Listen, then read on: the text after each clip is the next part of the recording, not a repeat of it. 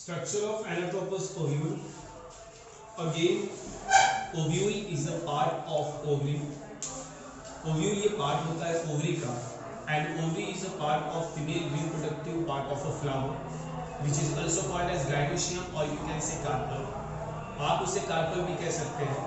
और ये कार्पल के 3 डिफरेंट पार्ट्स आपको देखने के लिए मिलते हैं. First one is stigma, second one is style and third one is ovary. और उसी ओवरी के अंदर आपको ये ओव्यूल देखने के लिए मिलता है. ये क्वेश्चन एग्जाम में आता भी है, लॉन्ग आंसर क्वेश्चन है. Describe the structure of anatropous ovule.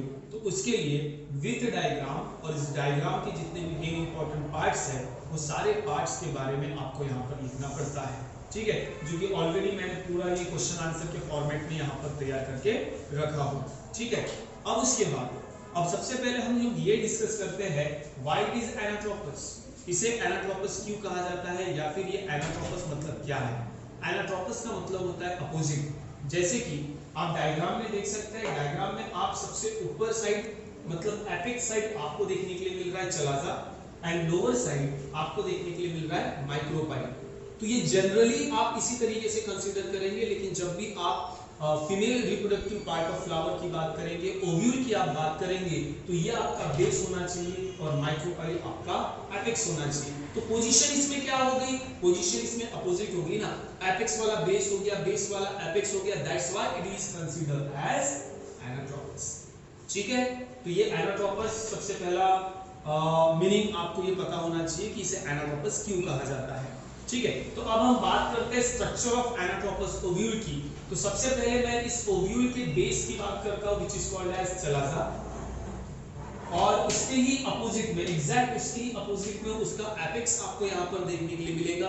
Upper part आपको यहाँ पे देखने के लिए मिलेगा, जिसको हम लोग नाम देते हैं माइक्रोपाइल. चलाजा के अंदर हमेशा आपको एक एम्ब्रियो सैक नजर आती है.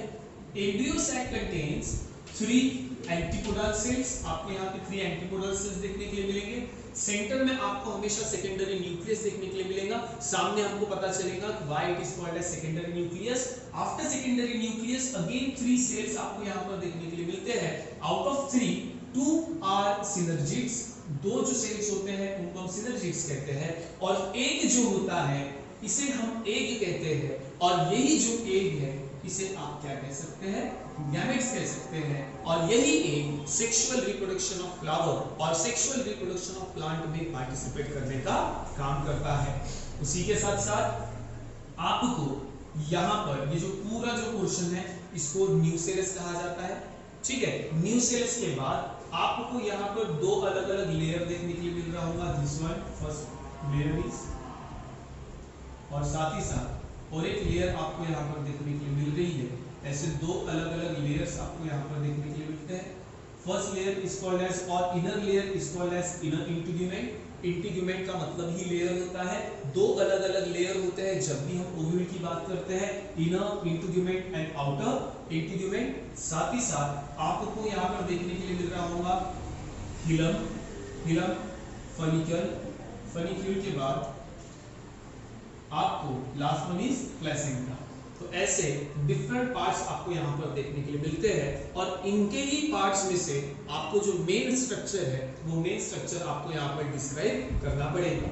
ठीक है, तो आंसर में मैंने सबसे पहले क्या लिख के रखा हो, an ovule is a female megasporangium. Ovule को हमेशा फीमेल, वैसे तो ovule is a female part ना, तो फीमेल पार्ट है, इसीलिए that's why it is called as megasporangium.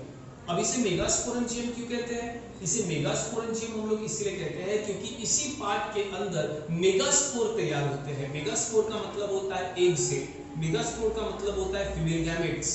तो ये फीमेल गैमेट इसी के अंदर तैयार होते हैं. That's why it is called as megasporangium, where the formation of megaspore takes place, जहां पर हमेशा मेगास्पोर फॉर्मेशन तैयार होता है.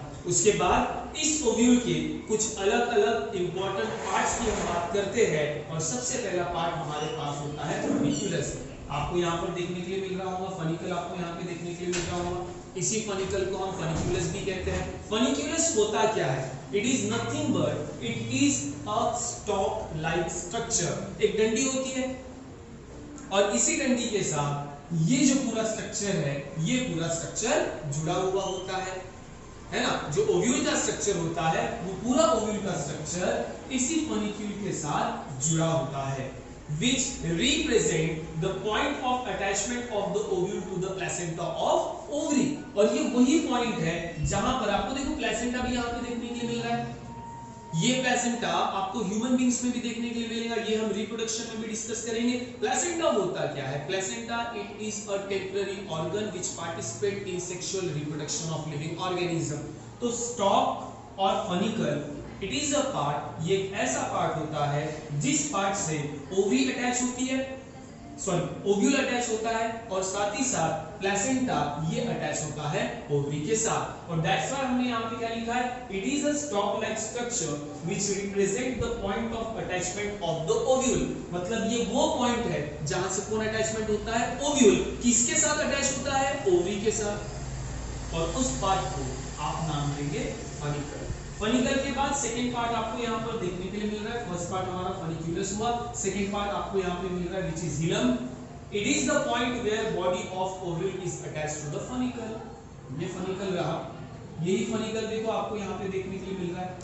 इसी पॉइंट को, जिस पॉइंट पे फनिकल अटैच होता है, that point is called as hilum, या जहां से फनिकल अराइज होता है, बाहर निकलता है, उस पॉइंट को नाम किया जाएगा हिलम, नाम किया जाएगा। ठीक है, उसके बाद थर्ड पार्ट हम लोगों ने यहाँ पे लिखा है जिसको हम लोग कहते हैं इंटीग्यूमेंट्स। इंटीग्यूमेंट्स ऑलरेडी मैं यहाँ पर इंटीग्यूमेंट्स शो कर चुका हूँ, डायग्राम में भी आपको देखने के लिए मिलेगा।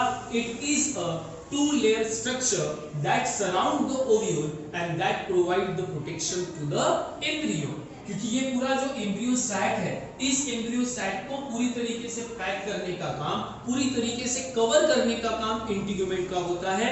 दो अलग अलग लेयर्स आपको इंटीग्यूमेंट्स में देखने के लिए मिलेंगे, outer integument and inner integument. But remember the main function of integument, main function integument का ये होता है कि वो एम्ब्रियो को प्रोटेक्ट करने का काम करता है।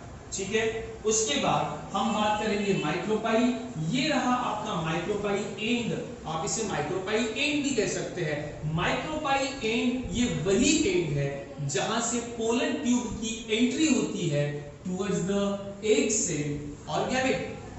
देखा है आप लोगों ने 10th में कि जब पोलन ग्रेन्स जाते हैं स्टिग्मा के ऊपर जाकर जर्मिनेट हो जाते हैं, अटैच हो जाते हैं, और उसके बाद एक ट्यूब वहां से बाहर निकलता है, और वो ट्यूब घूम के किसके पास जाता है? ओवरी के अंदर जाता है। ओवरी के अंदर इसलिए जाता है क्योंकि वहां पर क्या अवेलेबल होता है? ओव्यूल अवेलेबल होता है, और वो जिस एंड से एंट्री लेता है उस एंड को ही हम लोग नाम देते हैं micropyle. It is a narrow pore form by projection of integument. और जो इंटीग्यूमेंट का अरेंजमेंट जो होता है, आउटर लेयर और इनर लेयर, इन दोनों का जो अरेंजमेंट होता है, उसी अरेंजमेंट के कारण एक छोटा सा होल वहां पर तैयार होता है, और इसी होल को हम माइक्रोपाइल कहते हैं। और इसी होल के थ्रू पोलन ट्यूब अटैच होता है एक सेल के साथ, और उसी पोलन ट्यूब से पोलन ग्रेन का मतलब होता है मेल गैमेट, वो मिलता है किसके साथ? एक सेल के साथ, और तब जाके फर्टिलाइजेशन की प्रोसेस आपको वहां पर देखने के लिए मिलती है। It is the point where pollen tube enters the ovule। Fifth point आपको बताना है न्यूसेलस के बारे में। न्यूसेलस आपका क्या है? ये जो पूरा एम्ब्रियो सैक का जो बॉडी है ना, इस पूरे एम्ब्रियो सैक के बॉडी को ही आप लोग नाम देते हैं nucellus.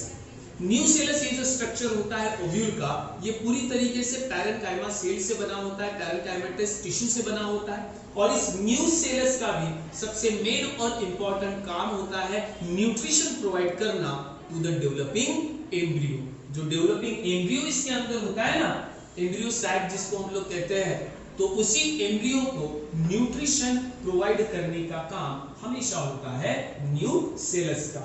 And last one is which is the base और upper part of the anatropous ovule, जिसको हम लोग कहते हैं चलाजा।